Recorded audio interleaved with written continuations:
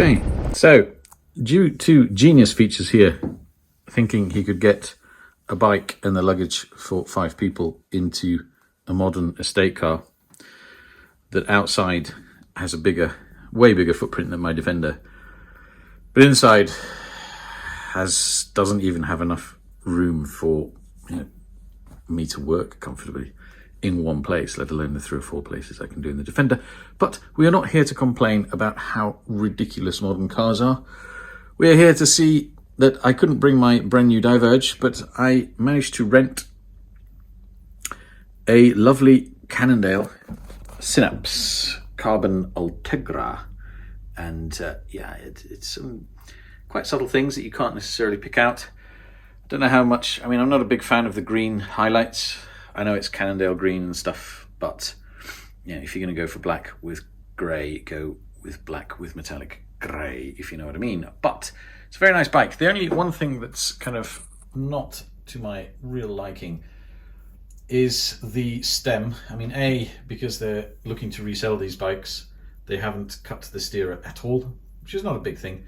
But the stem is not going to allow me to run any kind of Garmin mount. And honestly, guys, if you are in the business of renting bikes out there, for the love of God, please, please, please, pretty please, with sugar on top, can you give people some way of mounting their Garmin? And I know there's different types of mounts and some people have Garmin, but when I picked this bike up, they said, what pedals would you like?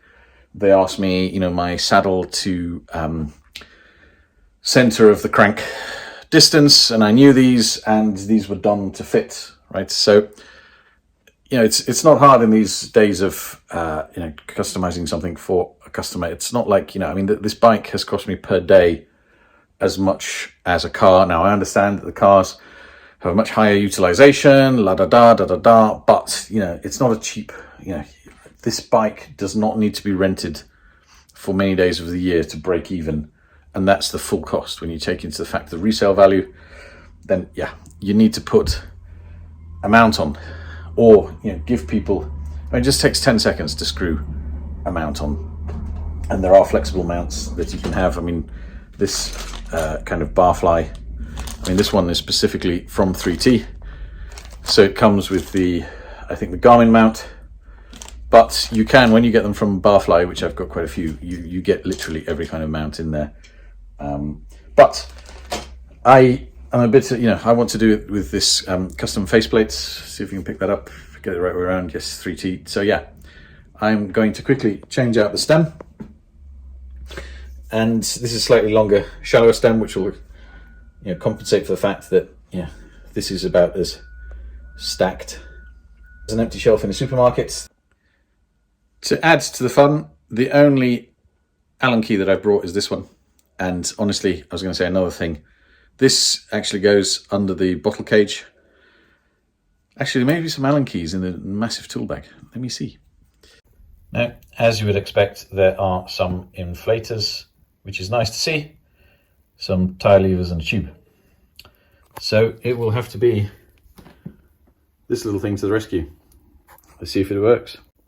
Now, one of the other things you can do, and this is a maintenance tip, if you can see here, there's a lot of rust inside these bolts.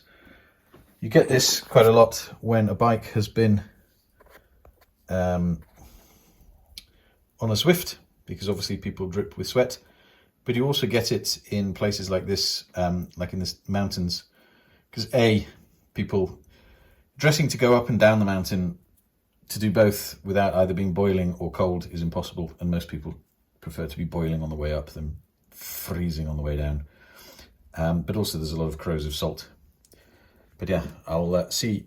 It may make this difficult, but as you can see here, the bolt itself does not look bad. It's just the head. So let's see if we can get this off. Ew, I may not actually do this. That top cap. Okay, we're going to abandon this. That top Allen key literally looks like a rounded Torx rather than an Allen key. I don't know if I can pick that up, but that's not going to go well. So I think My poor little stem is going to be reserved for the diverge when we get back. So yeah, be sure to check that out.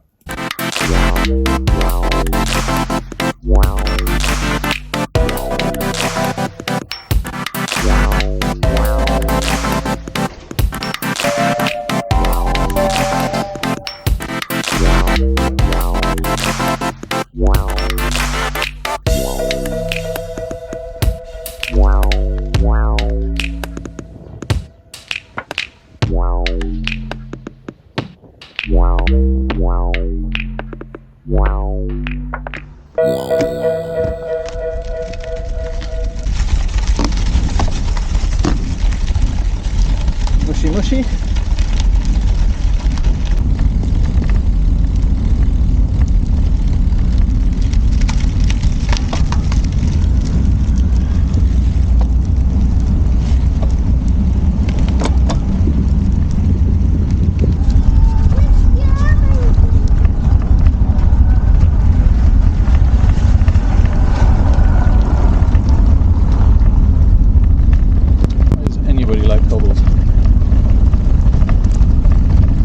Pros don't like cobbles.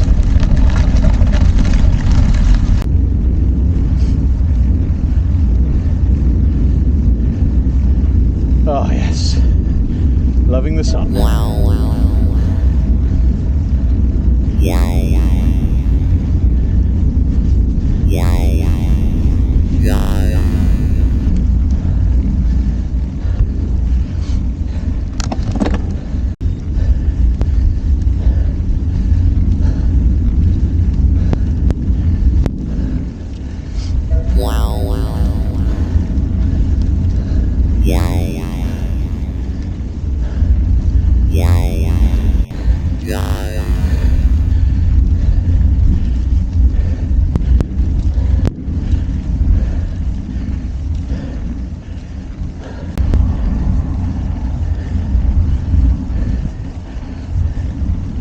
We're coming up to a new avalanche tunnel, which must have been done over the summer. There's a few of them on the other side going up to Beret. There's none on this Bonagua route. Well, yeah, second day. First day after 2 months of not cycling. It's kind of okay. Apart from when I stood up, so I've been sat working long hours behind a computer. When I'm in a climb, I normally stand up every so often, feel the blood flow back to the back and the legs. But yeah, I could feel the hamstrings. And when I went to roll them, it was more like, you know, normally it's like getting a knot out. You roll, you find a knot, you pressure. This was like trying to mash a bag of potatoes raw in the bag. Yeah. As much as I could get to the top layer, there's some deep stuff underneath that's going to take a mixture of a lot of rolling, a lot of stretching, a lot of working out, a lot of drinking water. But anyway,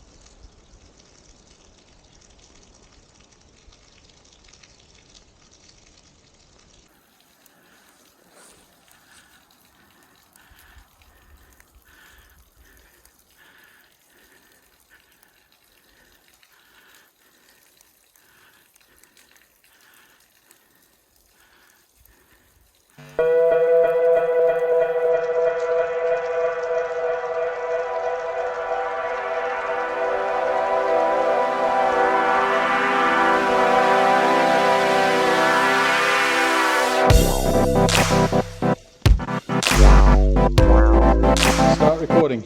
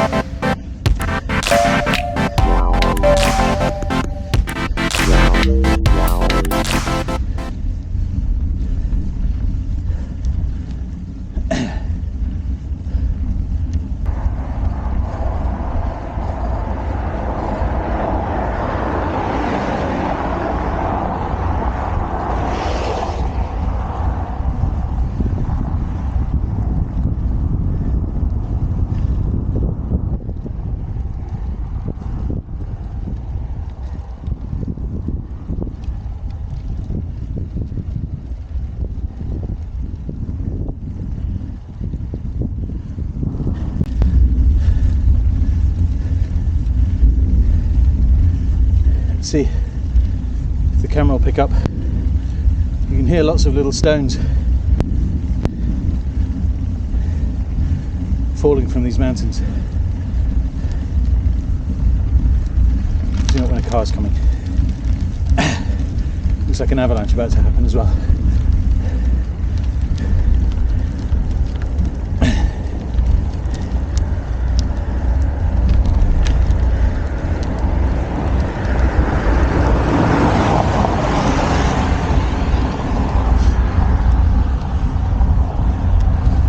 There we go.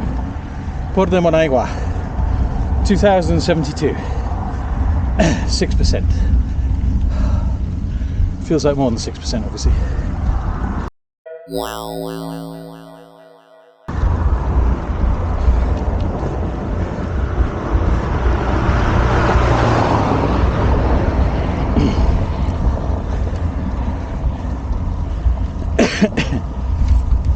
Now,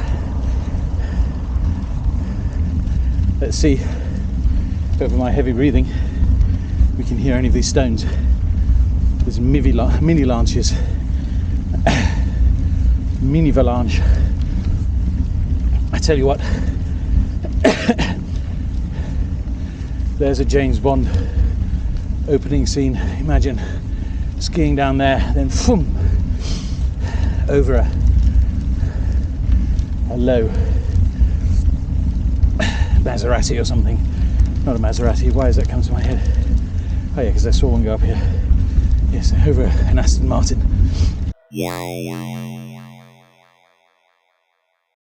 Boom, boom, and then down into the valley.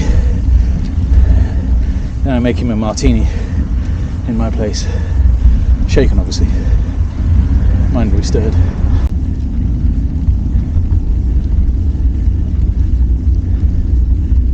Every time I turn this camera off, we get a mini avalanche. It's like Sod's Law. You can guarantee if I leave it on, it'll run out of battery. It will turn itself off just before the mini avalanche.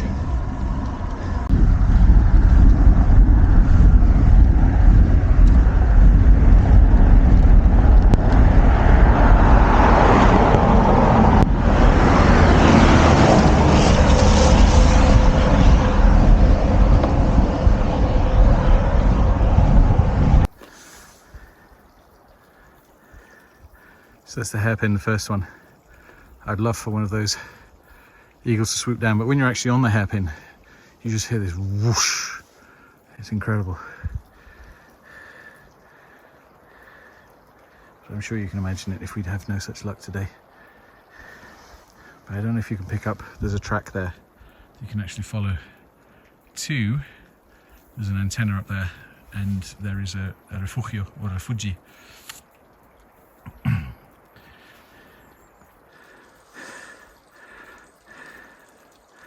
What a view.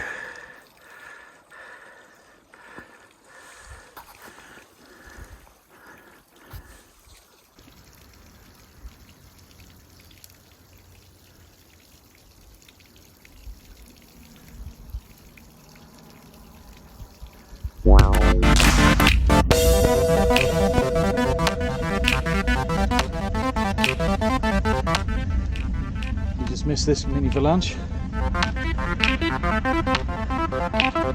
Headed from the other side of the road. It's so clear, isn't it? So it's not ice. No, it was.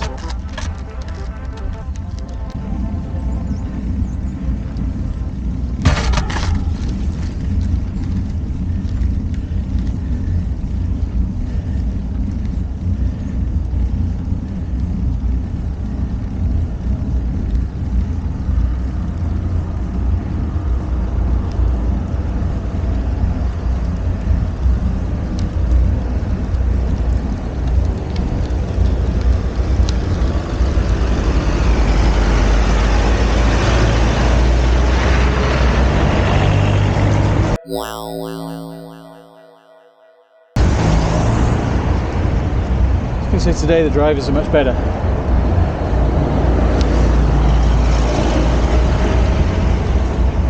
I mean, they are in terms of speed, but blind, solid white line, and still carrying on even when there's people in the other direction. We really have to stop and think about what driving has done to us as human beings, or to many of us. And it's not like little people make a mistake thinking this is snow next to me. I saw the snowplow brush up against it yesterday. That is hard ass ice. Now there's a van I can get behind. Not the ones that are like a snail. Massive hermit crab.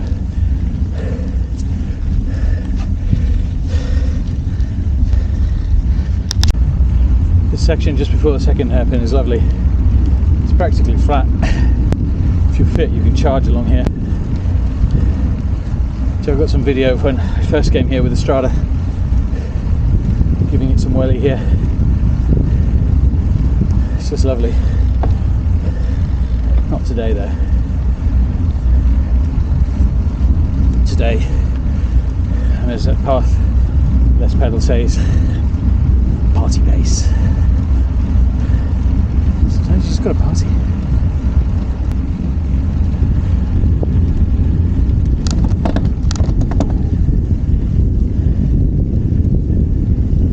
Oh, that wind. Oh, there we've got that mini Valanche is new from yesterday. As I said, there was a truck. I was an hour later yesterday, or a bit more. There was a truck coming cleaning all this. Oh yes. I thought he was a bit early, but obviously these guys live this and they know when they've got to come.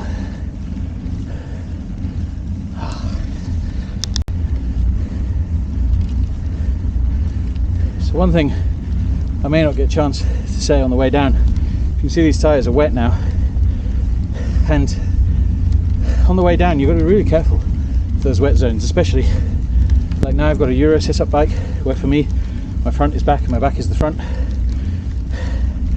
But before you do any hard cornering, just look at that tyre. It's still slightly damp. Yeah. Take it easy until it's dried out. You can see, look, there's still a bit of a wet patch.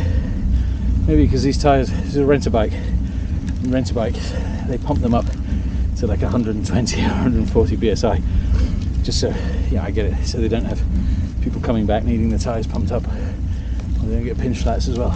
But anyway, the positivity, as you can see, is still here.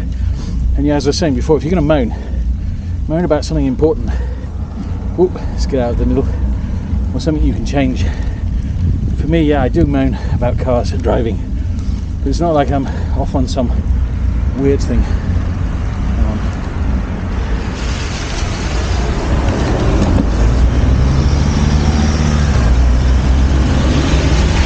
See, there's a good driver.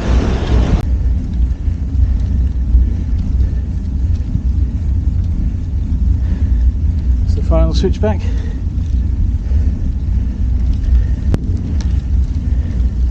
Now it's just a climb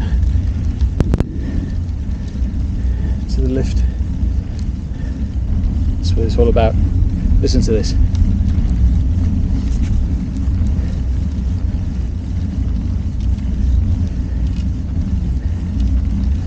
just a well oiled bike. The mountain, imminent threat, the mini Villange, and some overweight bloke heavy breathing.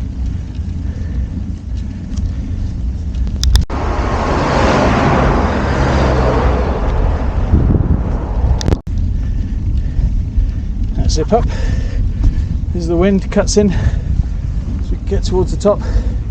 If you can hear that in the mics, even though it's wonderfully warm here, suddenly the temperature drops quite a bit with the wind and the altitude, and so getting to the sun, a quick standing effort can get some heat back in your body. Not too long, obviously.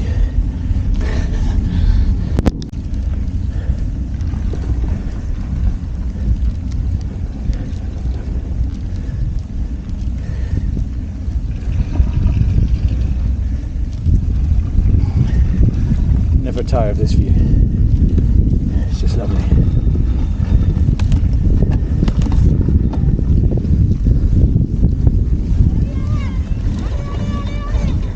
Gracias.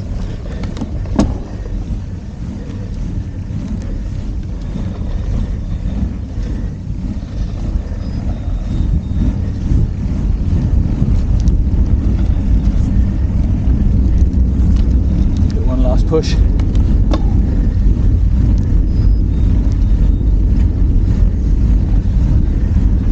This bike's amazing.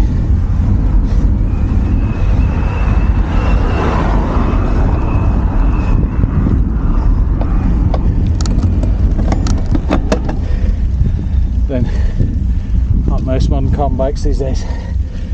But this is wonderfully stiff. It just goes when you step on it. It's still very composed. Sadly, so I don't have a pressure gauge on my pump. I haven't let out some of the pressure. These tyres are really rock hard. On the smooth parts they're wonderful. But on the rough parts, like here, on the way down, obviously, it's pretty rough. It's basically why you sort of, I think more people are using gravel, because gravel bike on rough tarmac is just so much more comfortable than even the most comfortable in my Strada. It's a comfortable bike. You can see the way this is designed. It's a comfortable, stiff bike. It's compliant. But there's nothing like fat rubber. It's like I learned on another video you can see soon about my 29er plus Trek stash. Those tyres can climb up things that even a stump jumper with very expensive cutting edge suspension, you know, no root, no rock will unsettle it. You're going to get me onto German rubber in a minute. I'm not allowed to do that on the top of a mountain.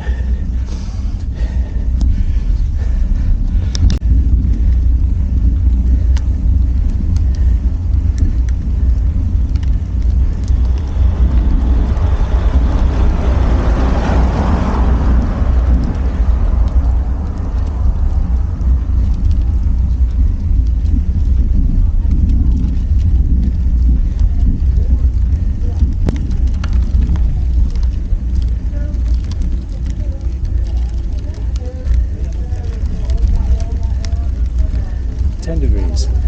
That's warm.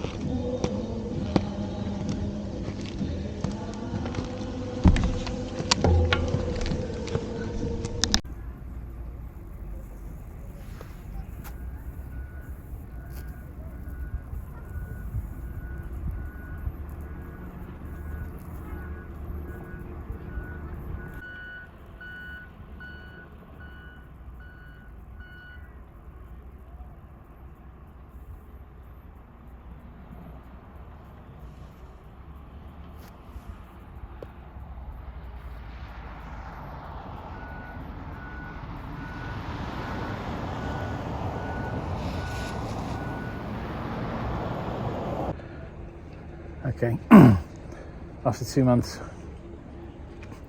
off the bike and no running, practicing no exercise, hours on end behind the computer. That wasn't easy, but did it. And yeah, it's going to start with a different way of doing things after. Yeah, I mean, COVID basically meant we lost a lot of the business that we did have, even though we grew other business. But yeah, at the end of the day, you have to get rid of people, you take on their roles, you end up working a lot, and sport suffers. Comfort food, they seem to be having fun. Some Portuguese. And yeah, the comfort food and comfort drinking goes up. So yeah, but I'm going to get back down and do it all again tomorrow, maybe up the other way. But oh look, those two we saw before are joining the piste again. Nice. I'm going to change these gloves that I used to climb with for some much more potent ones, and I'm going to get myself a buff in the back pocket, ready to go. It's going to be cold on the way down.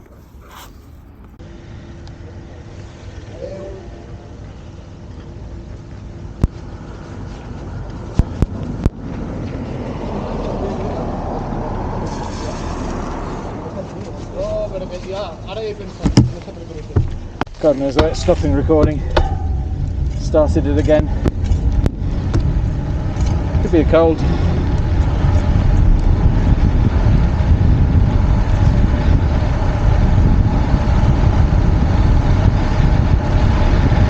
You stopped already?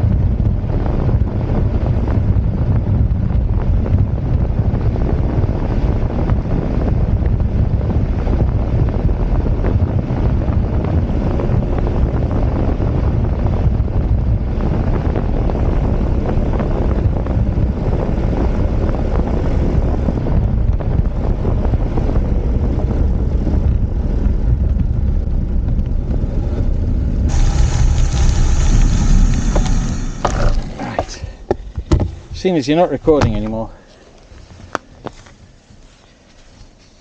Oh, you are recording.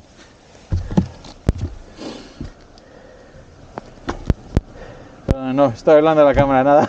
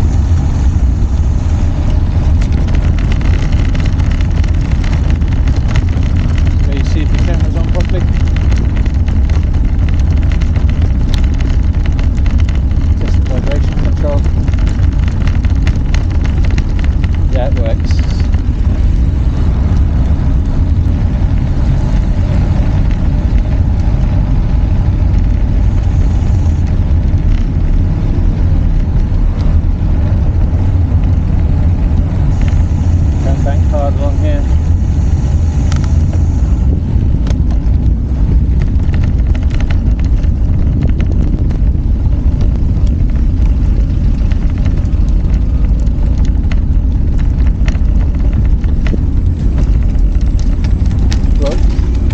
Whoa, slippy dippy.